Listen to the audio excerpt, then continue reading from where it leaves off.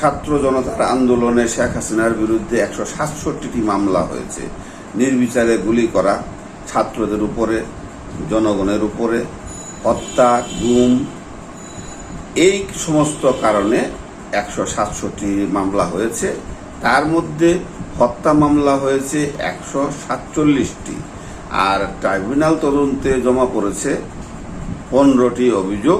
এগুলো হচ্ছে 5ই আগস্ট থেকে শুরু করে 12ই আগস্ট পর্যন্ত। তারপর আবার কথা আছে এখানে, এই 2013 সালে শাপলা চত্বরে যে এই হয়ে গেছিল, ওই যে অপারেশন সার্চ লাইট হেফাজতের উপরে, সেখানে যে গণহত্যাটা হয়েছিল সেইটার জন্যে ওই অপরাধ টার্মিনাল, আন্তর্জাতিক অপরাধ টার্মিনাল গঠন করা হয়েছে। এখন কথাটা হলো যে শেখ হাসিনা এখন আছে ইন্ডিয়াতে, তাকে কি দেশে আনা সম্ভব? এই জন্যে তারা আবার প্রস্তুতি নিচ্ছে আন্তর্জাতিক অপরাধ ট্রাইব্যুনাল গঠন করার জন্যে। তো যেহেতু আমাদের দেশের সাথে বন্দি বিনিময় চুক্তি আছে ভারতের, এদেশ থেকে ভারতের আসামিদেরকে বাংলাদেশ ফেরত দিয়েছে ইন্ডিয়া থেকে আবার সেই বন্দি বিনিময় চুক্তির মাধ্যমে বাংলাদেশও আসামিদের ফেরত এনেছে। সেহেতু তারা চেষ্টা করবে যে এটা করার জন্যে।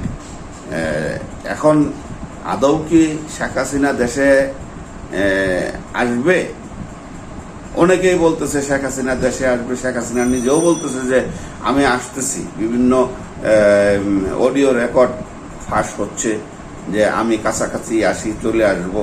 এখন আজকের এই নিউজটায় আমি যা দেখতে পেলাম যে শেখ হাসিনাকে আসতে বাধ্য করবে এদেশের জনগণ, এদেশের আইন, এদেশের ল অ্যান্ড ফোর্স।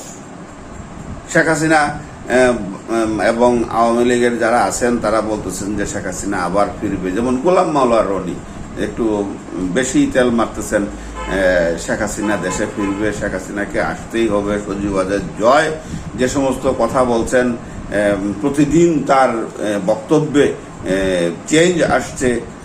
এটা রাজনৈতিক কথাবার্তা। আরে বেটা, রাজনৈতিক কথাবার্তা যদি নীতি নৈতিকতা না থাকে কোনো রাজনৈতিক নেতা, আপনারা কি বলেন?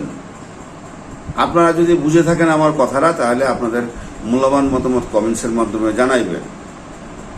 নীতি এবং নৈতিকতা দুইটাই মিলে হয়েছে রাজনৈতিক নেতা।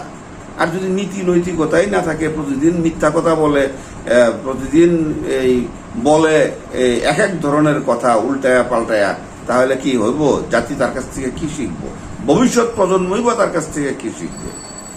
আমার কথা হচ্ছে যে সংসদ হচ্ছে জাতির ভাগ্য নির্ধারণের জায়গা। সেইখানে যদি নাচ গান হয়, সেখানে যদি মমতাজের মতো শিল্পী প্রধানমন্ত্রী চামচামি করে যে আমাদের কোনো গুণাগুণ নাই মাননীয় প্রধানমন্ত্রী, সব গুণ আপনার গুণেই আমরা গুণান্বিত, ওইখানে হবে দেশ কিভাবে চলবে, জাতি কিভাবে লাভবান হবে, ভবিষ্যৎ প্রজন্মের কাছে আমরা কি বার্তা পৌঁছে দিব, একটা স্বাধীন সুরক্ষিত রাষ্ট্র আমরা ভবিষ্যৎ প্রজন্মকে কিভাবে দিয়ে যেতে পারবো, সেইটা নিয়ে আলোচনা হবে।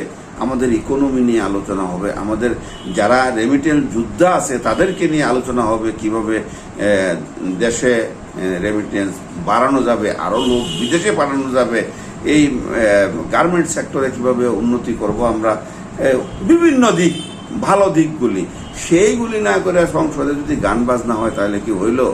আচ্ছা, যাই হোক, ওই ব্যাপারটা আবার ফিরে আসে একটু। তো এখন ঘটনা হইল যে আওয়ামী লীগ সরকার তো বলতেছে যে সে এখন সরকার নাই, আওয়ামী লীগ নেত্রী সে বলতেছে সে দেশে ফিরে আসবে, এবং বিভিন্ন ধরনের নেতা নেত্রীদের মুখে শোনা যাচ্ছে। তো এখন যে নিউজটা আপনাদেরকে দিলাম, এটা তো দেশে আনার জন্যেই তারা এই প্রস্তুতি নিচ্ছে, স্বেচ্ছায় আর আসতে হবে না, আর স্বেচ্ছায় তো আসবেও না। আপনার কি মতামত? কারণ যে ধরনের করা হয়েছে এর আগে, কেস বেগম খালেদা জিয়ার উপরে, তার ফ্যামিলির লোকজনের উপরে, নেতাকর্মীদের উপরে। তো এইভাবে কি কেস এখন ইয়ারা করবে না? বিএনপি বা সমমনা দল যেগুলি আছে তারা করবে না? তারা তো এতদিন সাফারার হয়েছে। আপনারা কি বলেন? আপনাদের মতামত কমেন্টসের মধ্যে জানাবেন। আর যদি ভালো লাগে থাকে ভিডিওটা শেয়ার করবেন, চ্যানেলটাকে সাবস্ক্রাইব করবেন, একটা লাইক দেবেন। আসসালামু আলাইকুম।